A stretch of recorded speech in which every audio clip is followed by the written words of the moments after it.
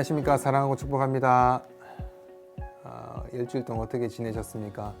보고 싶기도 하고 또 그립기도 하고 내일 당연히 봐야 되는 날인데 보지 못해서 또 아쉽기도 하는 그런 날입니다.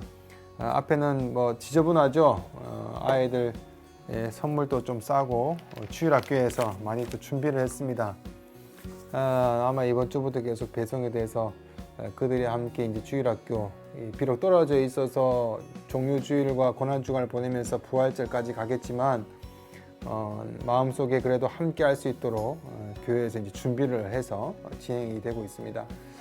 성도 여러분들은 어떠신지요? 고난주간 또 사순절 또 어떻게 보내셨습니까?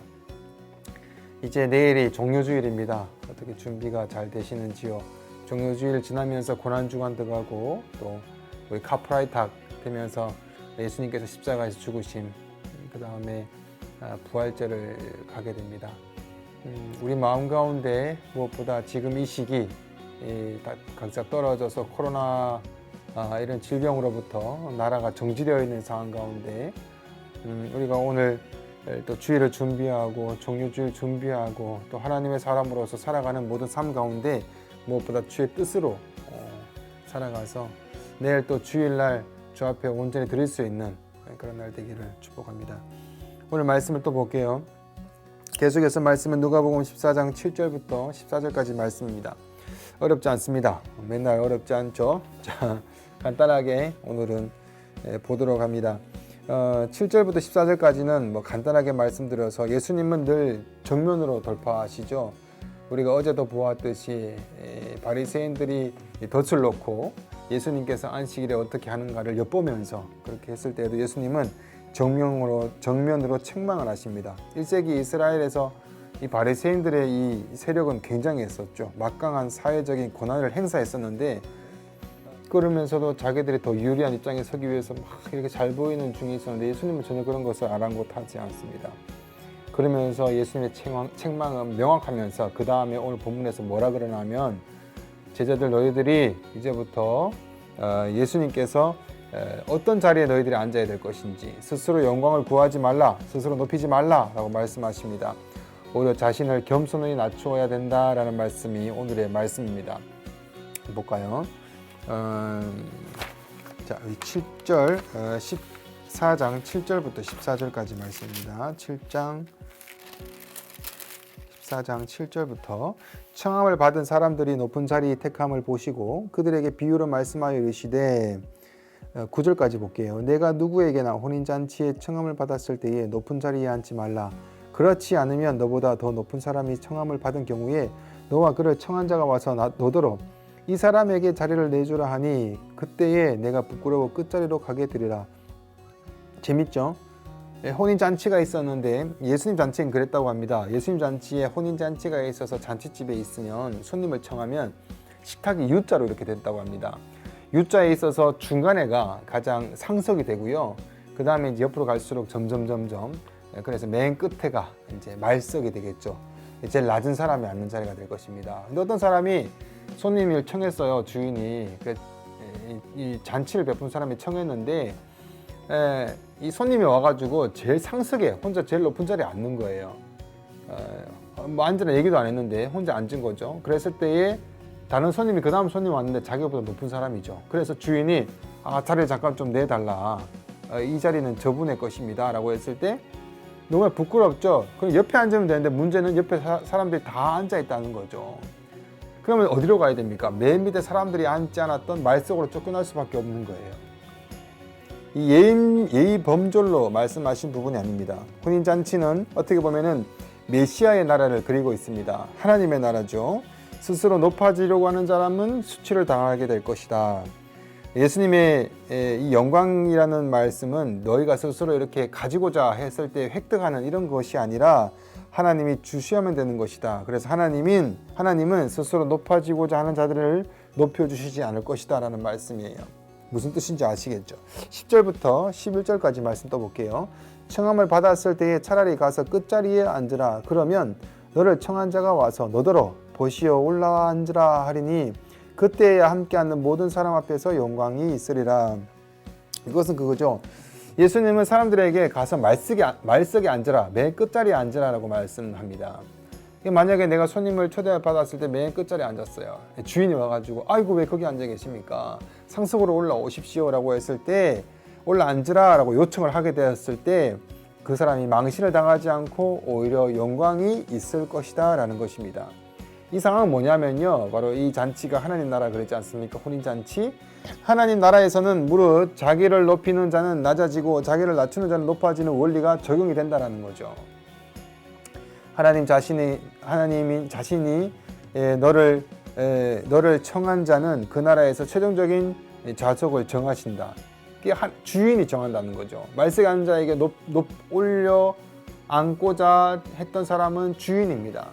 하나님이 그 자리를 정해주신다라는 것이지 스스로 정하는 것이 아니다라는 것입니다. 근데 스스로 높아지려고 한다면 얼마나 그것이 맞지 않겠습니까? 하나님이 높여주는 사람이 되어야 된다라는 것입니다. 겸손한 사람이죠. 스스로 높이는 자들은 어떻게 보면 교만한 자일 것입니다. 제가 오늘 보는 여기 어떤 학자가 얘기한 것 중에서 진정으로 겸손한 사람들은 자신을 오직 그리스도와만 비교하고 자신의 죄성을 깨닫고 자신들의 한계를 이해한다. 그들은 또한 자신들이 가진 장점과 재능을 인정하고 그리스도께서 인도하시는 대로 그것들을 기꺼이 사용한다. 겸손은 자기 비하가 아니다. 이거죠. 아닙니다. 저 같은 게 뭐 하겠어요. 이것이 겸손이 아니라는 거죠.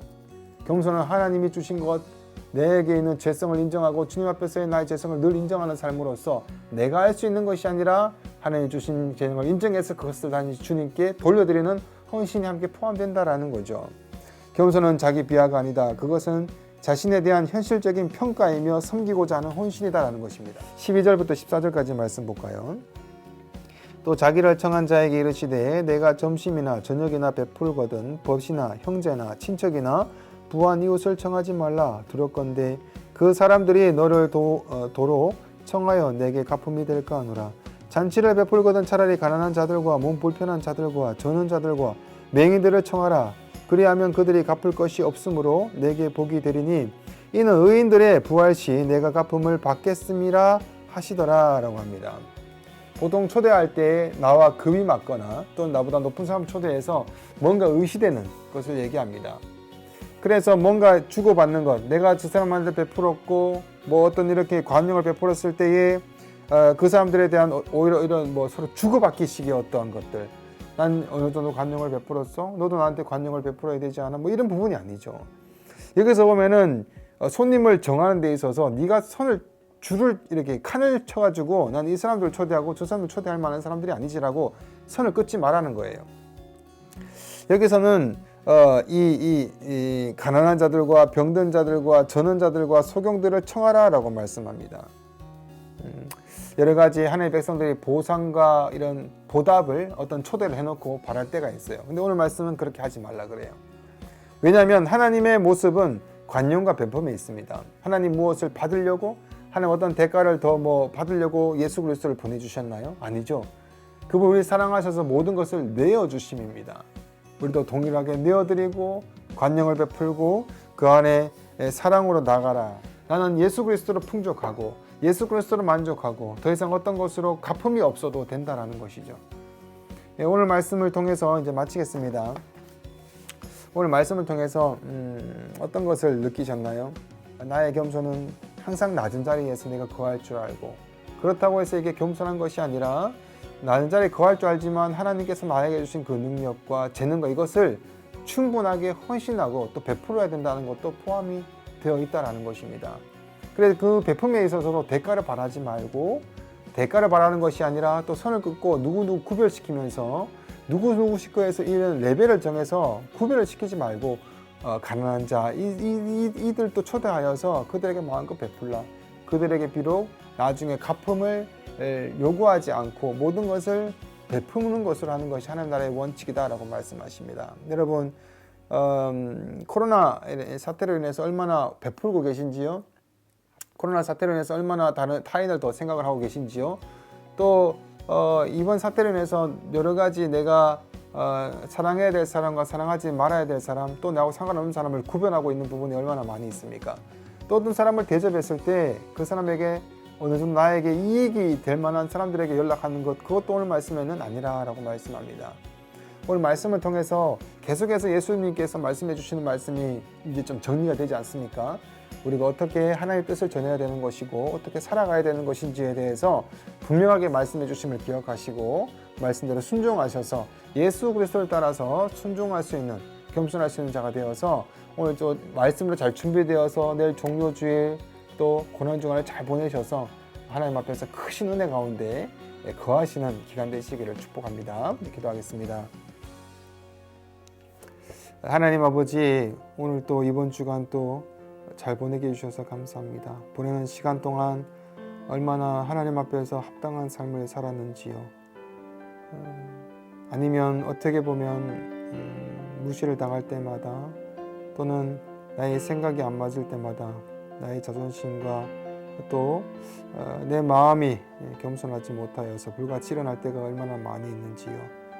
예수 그리스도의 고난과 이 죽으심을 깊이 묵상하는 이 기간 가운데 우리가 바라봐야 될 것이 무엇인지를 하나하나 정확히 볼 수 있도록 인도해 주셔서 하나님 안에서 또 이 예수 그리스도의 낮아지심 앞에서 다시 한 번 더 우리를 바라보게 도와주시고, 우리가 겸손이 무엇인지, 또 내가 내 마음대로 측정하고 선을 긋고 또 행동하는 것이 무엇인지를 보게 해주셔서 더욱더 날이 가면 날이 갈수록 겸손한 자, 매일마다 나를 낮추고 나를 낮출 수 있는 그런 삶으로 인도해 주셔서 주님 오시는 그날까지 여러 가지 다른 거 보지 않고 오로지 주님만, 주의 길을 따라갈 수 있도록 함께해 주시옵소서.